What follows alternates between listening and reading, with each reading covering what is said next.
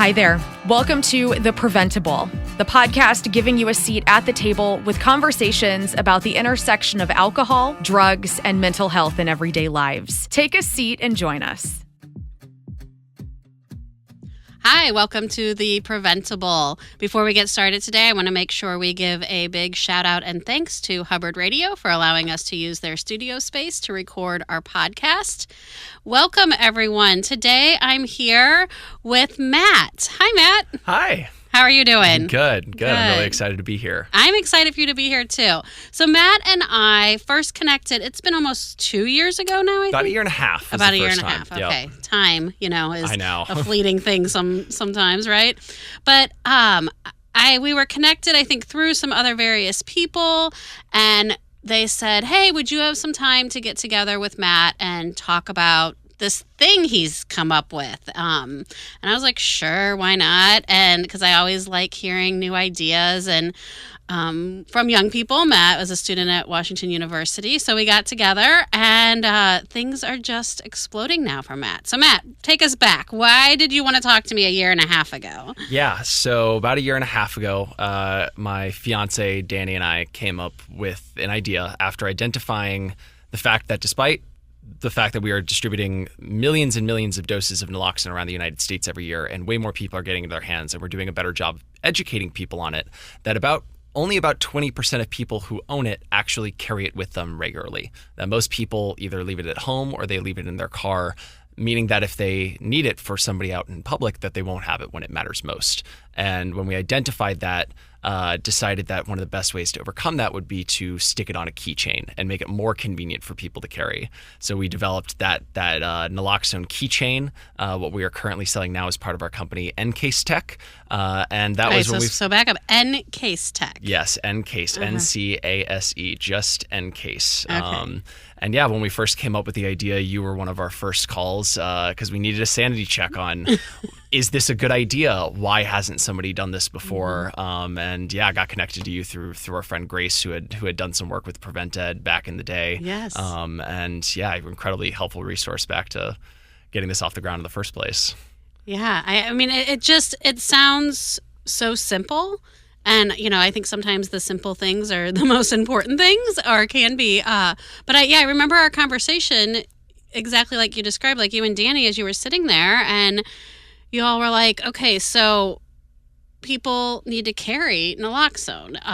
Just a reminder, if anyone's like forgetting or new to Preventable, that naloxone is the opioid overdose reversal medication. So if someone is experiencing an overdose, naloxone can be administered and can reverse the impact of the overdose, allow a person to start breathing again, and hopefully save their life. Yep, incredibly simple to use, about 93-95% effective in reversing overdoses. And yeah, as y'all are always talking about, everybody should be carrying it with them to help potentially save a life. But yeah, what happened to us was there were two different instances. Dani and I have been together since 2017. We were neighbors our freshman year of undergrad at WashU. Oh, how cute. Been together ever since. But the two instances that really kind of led us down this path was one in 2019. She lost one of her childhood best friends to an overdose. And it was a case where he and those he was with all owned naloxone.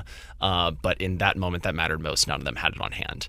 So that was in 2019, and that moment sat really heavy with us for a few years, but it wasn't really a call to action until the start of last year. I had just gotten laid off from my job. I was working for a startup building space tech for NASA.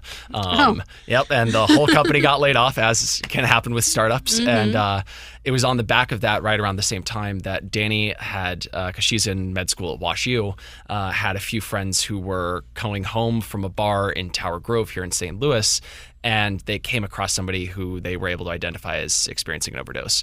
And the very painful irony in all of this was that they had literally the day before been given doses of naloxone by WashU and training on how to administer it and identify the signs. The next day, they're in this moment, they're able to identify the signs, but tragically, none of them had that naloxone on hand at the time. And all they could do was call 911, and by the time they arrived, that person was unresponsive. It's heartbreaking. It really is. Extremely. And one of the people who was there, her response was immediately, I want to carry naloxone with me all the time. I can't make this mistake again. So she tried hole punching the blister pack that it comes in and sticking it on a keychain around her neck. But what she kept finding was that just kept breaking. It would last for maybe a day and then it would break off. Or right, because it would become unpeeled. Exactly. And it's just not durable. It's not meant for that. And so she was complaining to Dani about this and recalling the whole story.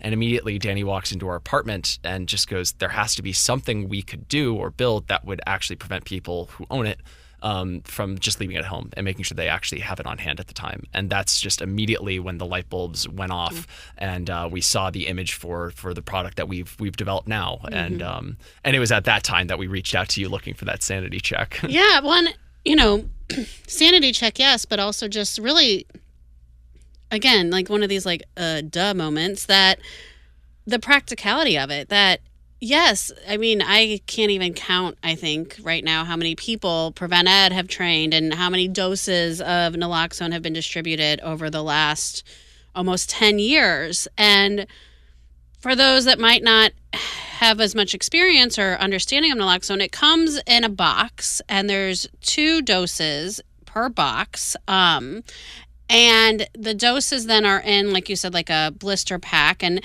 it's a nasal device. So it's a device that, people can use, and it's administered through the nose and the nasal cavity, but it's not very convenient to carry. It's just inconvenient. It doesn't fit into people's everyday lives. Sure, it's a bit bulky, but also it's just not the type of thing someone's going to stick in their pocket and carry around like their wallet or their keys, as is. And also it's indiscreet. And a lot of people who, whether they are closely associated with opioids or not, are worried that if they're seen with it, that people will immediately associate them as somebody who used drugs, and or that they might face criminal repercussion from police as well, if it's identified that way. And so between the inconvenience and the lack of discretion, that keeps about 80% of people from carrying it with them, which groups like Prevent+Ed do an amazing job of getting out in the communities. But if we know that 4 out of 5 people aren't going to have it in a position that they need it, then it's a lot of wasted resources at the end of the day.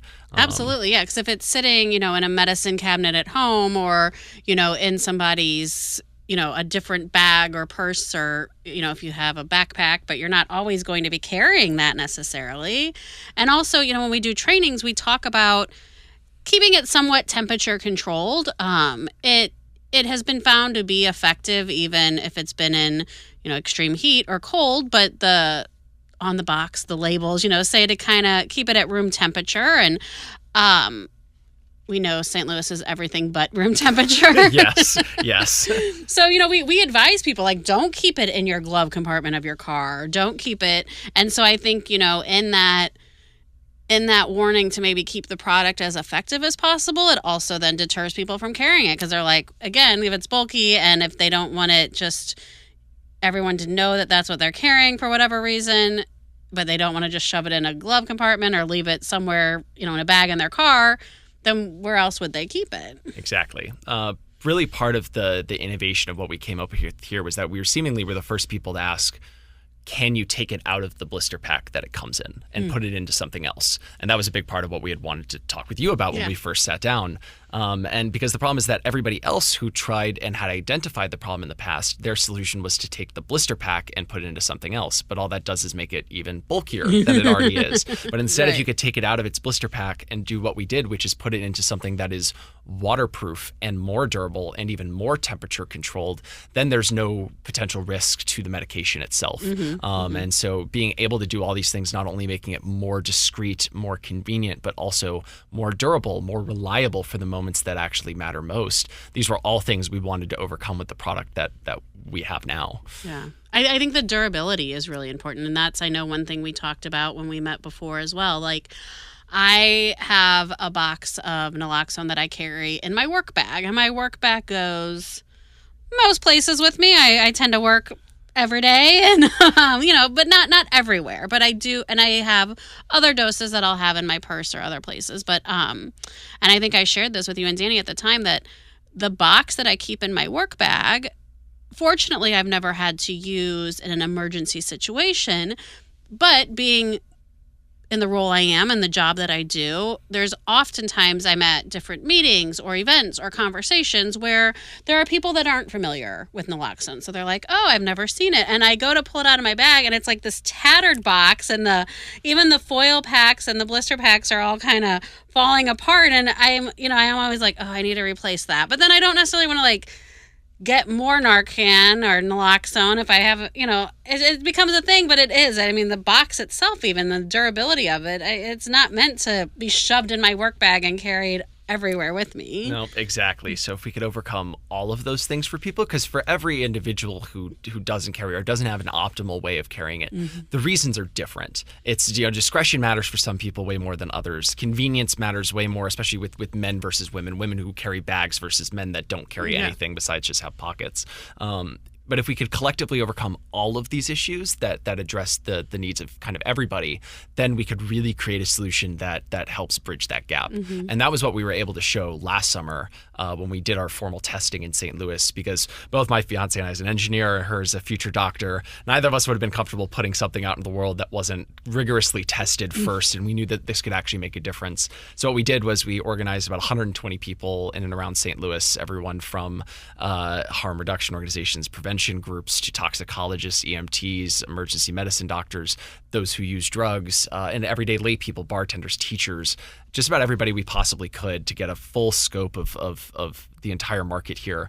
And the results we saw were incredible. Of those who had previously owned naloxone, only about 18% were carrying it often or always before our testing. But after a few months of our testing, 79% were carrying it often or always with our case.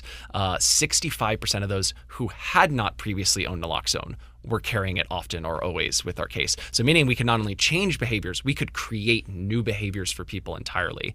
About 87% of people reported feeling more confident responding to an overdose overall, and that was really, really encouraging.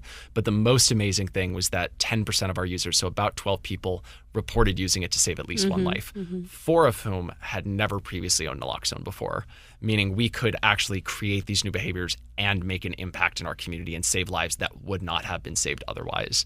And That's that was incredible. The most incredible thing and feeling ever. When we started the company, we said if we could save even one life with what we were trying to do, it would be a massive success. And to do that 3 times over in that testing was phenomenal. And it was the proof we needed of, okay, we can make a difference in public health here. Let's get this out into our communities and let's start saving lives. Yeah. So as you were reaching out to the group to test, how were you explaining the product? Like, how are you telling people, like, what is this, and what is, especially for those that you said might not have had any familiarity with naloxone or the product at all? Yeah, good news is we were building this out for about 6 months before we started that testing. And so a lot of these people who signed on had been connected to us in one way or another and had learned about the efforts over time and were kind of familiar with what we were doing. So a lot of it was kind of handled that way. And then some of it was also connecting with to connect with users themselves without having to try and be invasive or identifying information. Worked with certain recovery centers that agreed of having a few people in that recovery center staff help carry it, and then also organize a few people, users themselves, who could also help be testers for us. So we had a lot of really helpful people in the community who helped organize even other people for us to help test with and kind of get out to and reach everybody we possibly could. Yeah, that's amazing. So that was last summer, you said? It was last summer, yes. So now what has happened in the last year? Yeah, so after that testing, we set up our official supply chain, set up shop overseas to start actually manufacturing these in bulk, and ordered that first supply order.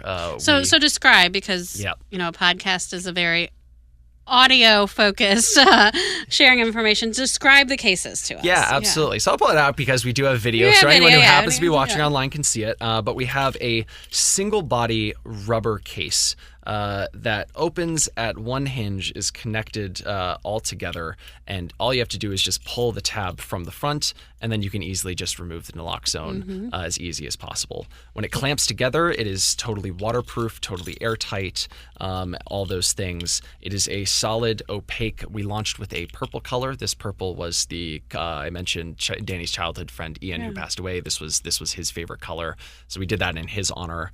There's a QR code on the back, a sticker that links to instructions on how to administer it, because by taking it out of its blister pack, those instructions are being removed that are normally there. So we wanted to make sure that those would stay as accessible for people as possible. And then it's all connected just with a little swivel keychain that makes it as convenient to carry on other things. Yeah. It's a really, really simple product, a really simple solution, but ultimately engineered and designed to kind of overcome all of these barriers that people book from carrying it. Yeah, so Awesome. That's the case. Set it up, again, like I said, to manufacture them overseas, had our first supply order, and now it's just been since January when we officially launched of trying to get it into the hands of as many people as possible. We've been making inroads with a lot of groups, but we also realized we kind of were approaching this the wrong way in the first place. When we first launched, the mission was fairly simple: get as many people to carry naloxone with them as possible. So for that simple mission, had a simple market strategy of let's just connect with individuals. Let's go the social media route. Let's try to connect and go viral on TikTok and spread a message, have a marketing campaign, education, all of this. And we've been doing that, and we've been pushing that educational campaign, getting our presence out there, but realizing that as a group with low resources, it's really hard to scale up something like that and when actually you're going fulfill. individual to individual, yeah. Exactly, especially since we don't sell naloxone ourselves. So anybody who doesn't already own it does have to source it from somewhere else. We try to give help on telling people where to do that, but it is a barrier we have to overcome with those individuals. So then we started focusing on integrating into the organizations that distribute naloxone, groups like Prevent+Ed or public health programs, even hospitals or universities, groups that are distributing naloxone and putting money and resources into it, but have an incentive to make sure that people actually end up carrying it. And so we've been selling kind of to those groups over time. I literally just sold 800 units to St. Louis County Public Health literally earlier this week. Perfect, because they just opened all their vending machines or, naloxone boxes. Absolutely. Yeah. I was an aside. I am so proud of the city of St. Louis right now because as everybody else is actively losing their funding and cutting back, St. Louis is doubling down at the moment on naloxone access and preventing overdoses. So big shout out to everybody in St. Louis right now. I've been loving what we've been seeing. But yeah, so we've been connecting with those groups. And now we've realized kind of our goal is to go one step even beyond that, because all of these groups are getting their naloxone from somewhere else already. So now our goal is to try to connect and integrate into those organizations and go kind of one step beyond it, so that when groups like Prevent+Ed go to buy naloxone from other pharmaceutical distributors, they can also just buy our case right alongside of those channels. That's perfect. Yeah, and so we've been making connections and partnerships with those groups to make that happen, and now we're right on the precipice of really making a difference here and getting this, going from saving some lives, dozens of lives, to potentially saving hundreds, if not thousands. That's great. And the case is, I'll say, adaptable enough. I don't know the right word there. When even a year and a half ago, really the Narcan was the brand of naloxone that was most widely distributed. And now there's other brands out there. And, there continue to be, which is great. We need that continuous innovation and different types, but they all really work in that same nasal spray type device. So the nCase can fit any of those. Absolutely, yeah. So all generic naloxone and brand name Narcan are all manufactured in the exact same geometry. So no matter what version of naloxone you have, as long as it's a nasal spray, will fit in the case that we have, which is really important for us to make sure that we can serve all these markets, especially because, like you said, a lot of these naloxones are cheaper in the generics than and so brand name some of the Narcan. mass distributions of them are opting to buy other of the generic brand or some of the different products, just because making dollars stretch we know is important, and making sure all those things happen. Yeah, for sure. Exactly. Yeah. It's also exciting because, on a side note, there are other nasal sprays people don't realize, emergency medications that are being turned into nasal sprays in the exact same geometry as naloxone nasal spray. So it really could have even more utility as time epinephrine, goes. diazepam for seizures, epinephrine for anaphylaxis, and anti-migraine meds, and a few others that are starting to emerge and become more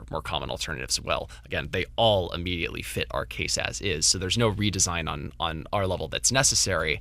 Just now we just want to kind of expand our offerings and offer people different colors and slight different variations of this that maybe fit one person's life better than another's. But yeah, just kind of getting it out there. Yeah, I love how much you and Dani, have approached this, like you said, from really the mission of let's make this easy, let's save some lives, and, have really come at it through your heart. And that's, you can tell when you talk to either one of you, when you see what's happening.